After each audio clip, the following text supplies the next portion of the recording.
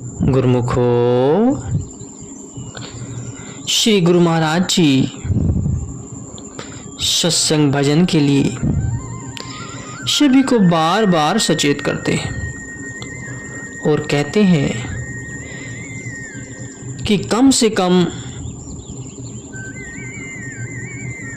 2 घंटे भजन सिमरन करना सभी के लिए बहुत जरूरी है।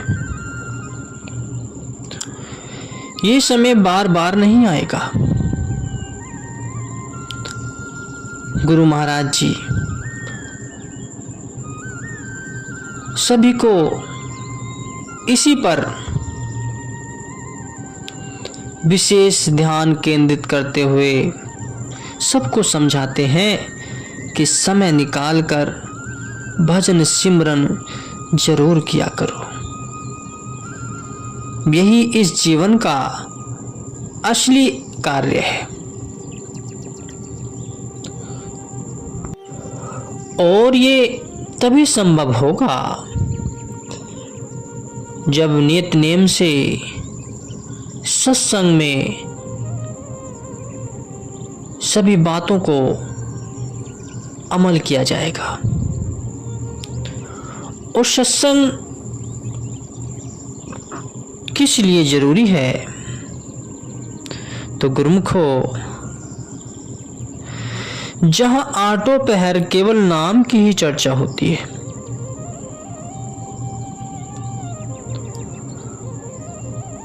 और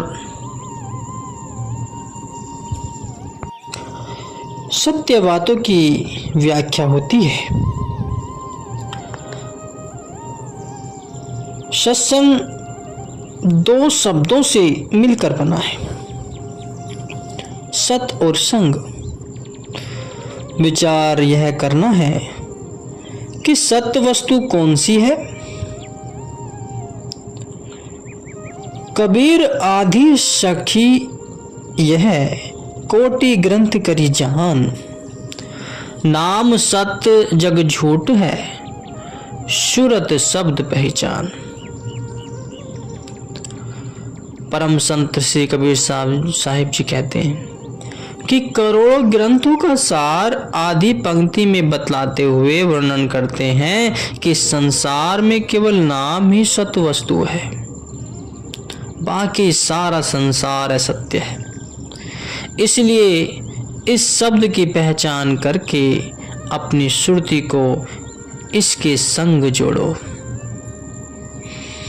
आगे कथन करते हैं कि प्रभु के सिमरन रिद्धि सिद्धि नौ निधि, कि मालिक के भजन में दौलत रूहानी शक्तियों की करामातें और नो खजाने हैं। जिसको भी प्रभु नाम का रस भा जाता है उसके मन में कोई इच्छा शेष नहीं रह जाती।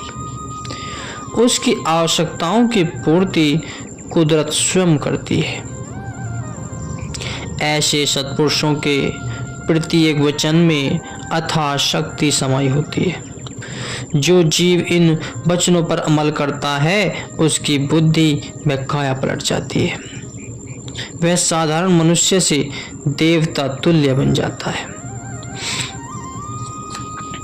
बलिहारी गुण आपने दिवहाड़ी सद्वार, जिनी प्रमाण ते देवते किए करत न लागी वार। अर्थात मैं प्रतिदिन अपने सतगुरु पर सैकड़ों बार कुर्बान जाता हूँ, जिन्होंने बिना कोई विलंब किए मुझे मनुष्य से फरिश्ता बना दिया है। सत्पुरुषों के प्रत्येक वचन को पूर्ण करने के लिए प्रकृति की समस्त शक्तियां एकजुट हो जाती हैं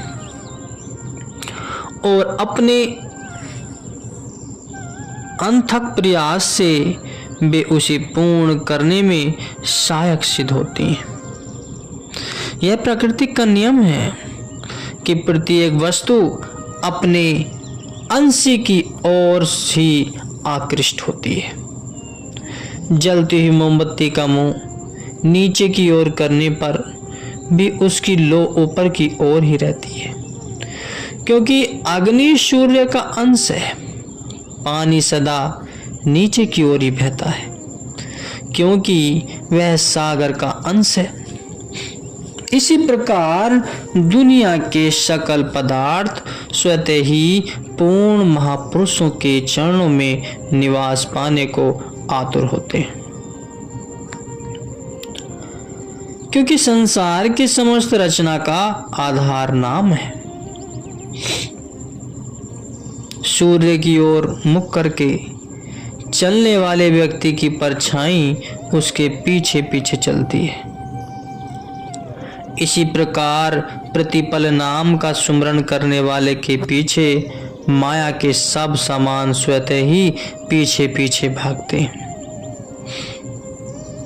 जबकि उसे इनकी कोई इच्छा नहीं होती और वह आठों याम नाम की मस्ती में ही लीन रहने का इच्छुक होता है।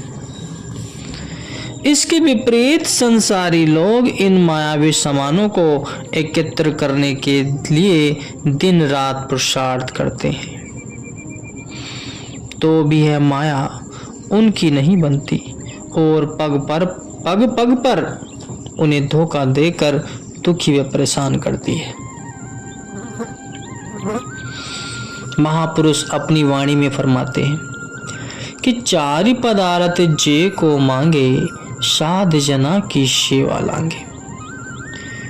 जो कोई चार विशेष दाते पाने का इच्छुक है तो उसे संत महापुरुषों की सेवा करनी उचित है। संत सहजोबाई जी भी अपनी वाणी में वर्णन करती हैं कि साध संग तीरथ बड़ो तामे नीर विचार सहजो न्याय पाइये मुक्ति पदारथ चार। कि संत महापुरुषों की सत्संगति सबसे बड़ा तीर्थ है,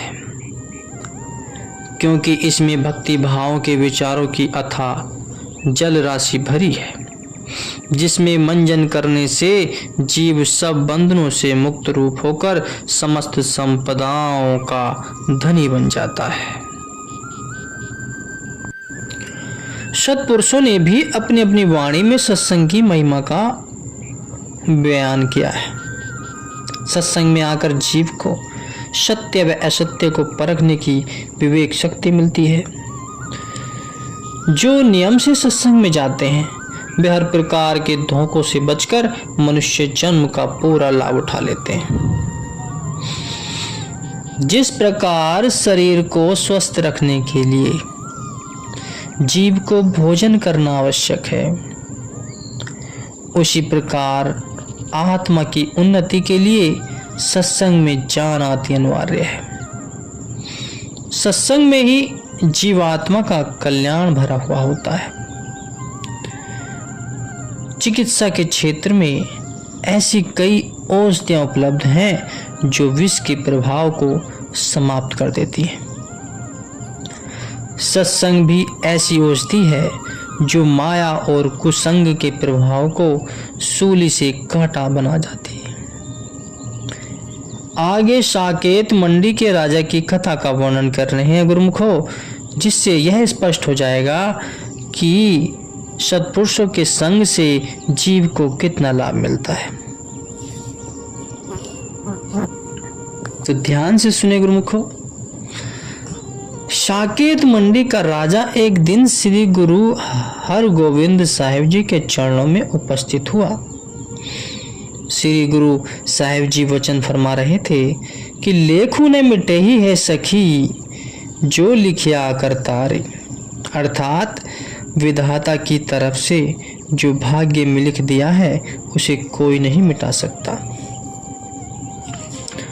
सत्संग की समाप्ति पर राजा ने श्री गुरु साहिब जी से प्रश्न किया कि जब भाग्य का लिखा कोई नहीं बदल सकता, फिर सत्य शरण और सत्संग में आने से क्या लाभ प्राप्त होता है।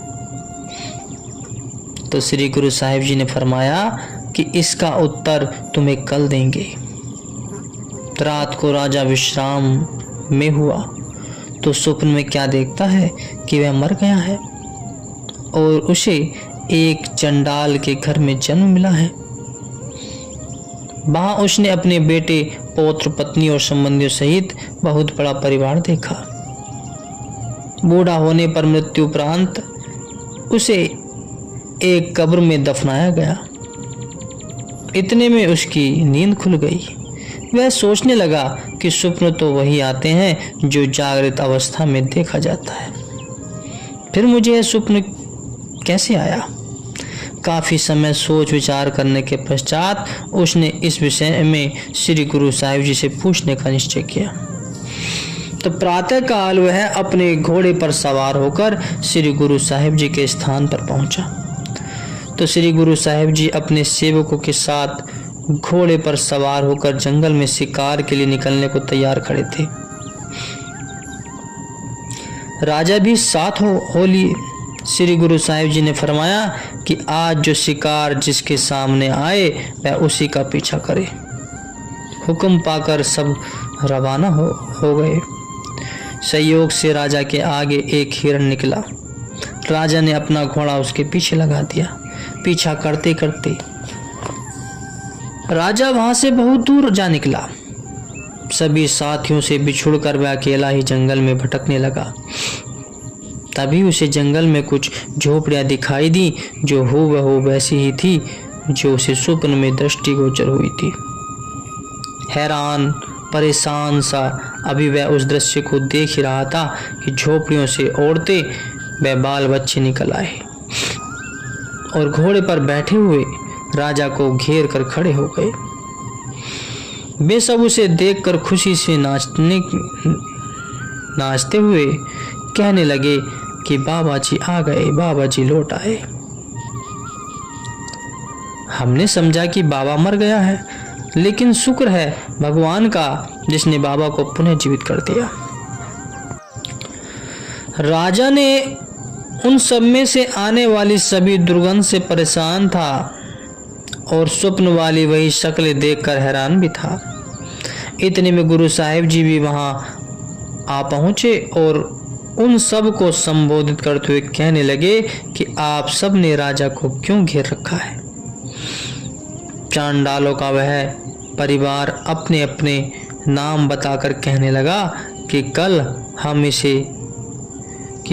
हम इसे मरा हुआ जानकर दफना कर आए थे, परंतु मालिक की कृपा से यह पुनः जीवित होकर हमारे पास आ गया है। यह हमारा ही बाबा है और हम इसे अपने साथ ले जाने के लिए आए हैं। यह घोड़े से नीचे नहीं उतर रहा।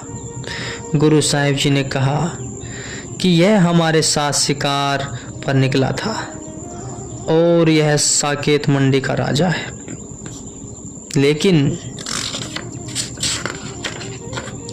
वे गुरु साहिब जी की बात को अनसुना करके बोले कि जो इतने वर्ष तक हमारे साथ रहा, क्या हम उसे नहीं पहचानते? भला पराये इंसान को भी कोई अपना कहता है। तो गुरु साहिब जी ने कहा कि प्राय प्रकृति में एक ही शक्ल के दो इंसान भी होते हैं। आप ऐसा करो कि जहां आपने अपने बाबा को दफनाया था वहां थोड़ा खोद कर देखो कि उसका मृत शरीर वहां पड़ा है या नहीं। उन्होंने कब्र खोद कर देखा तो मृत शरीर को ज्यों का त्यों पाया। उन्होंने राजा को छोड़ दिया। राजा की तो मानो जान में जान आ गई। राजा ने गुरु साहिब जी को स्वप्न वाली सारी बात बताई। तो गुरु साहिब जी ने फरमाया कि कल तुमने यह प्रश्न किया था कि यदि भाग्य का लेख कोई मिटा नहीं सकता तो फिर संत शरण या सत्संग में आने का जीव को क्या लाभ है। तुम्हारे कर्मों वश तुम्हें चंडाल के घर जन्म लेकर कई वर्ष बिताने थे, परंतु सद्गुरु कृपा से अनेक वर्षों का वह दुख तुमने एक स्वप्न मात्र में ही भोग लिया। लेख मिटा नहीं, परंतु गुरु कृपा व सत्संग के प्रभाव से सूली का कांटा अवश्य हो गया। यह सुनकर राजा गुरु साहिब जी के चरणों में नतमस्तक हो गया। तो गुरुमुखो, इसका तात्पर्य यह है कि सत्संग एक बहुत भारी तीर्थ है और इसमें सभी अन्य तीर्थ आकर वास करते हैं। पानी से तो केवल तन की सफाई की जा सकती है, लेकिन सत्संग में तन मन व अनेक जन्मों के कर्मों की समस्त कलुषता धुल जाती है और जीव शीतल शांत हो जाता है। इस जगत में चंदन शीतल है, चंद्रमा चंदन से भी शीतल है, परंतु चंदन और चंद्रमा से सत्संग कहीं अधिक शीतल है, क्योंकि सत्संग में प्रभु का वास है। सत्संग में नित्य ही अमृत बरसता है, जिसका पान करके कितने ही भाग्यशाली जीव अपनी तृष्णा को शांत कर सकते हैं। उनकी तृष्णा व भूख मिट जाती है और वे अमर सुख को प्राप्त कर लेते हैं। वे आत्मज्ञान की अनमोल संपदा को प्राप्त करके अपने जीवन को अमर बना लेते हैं।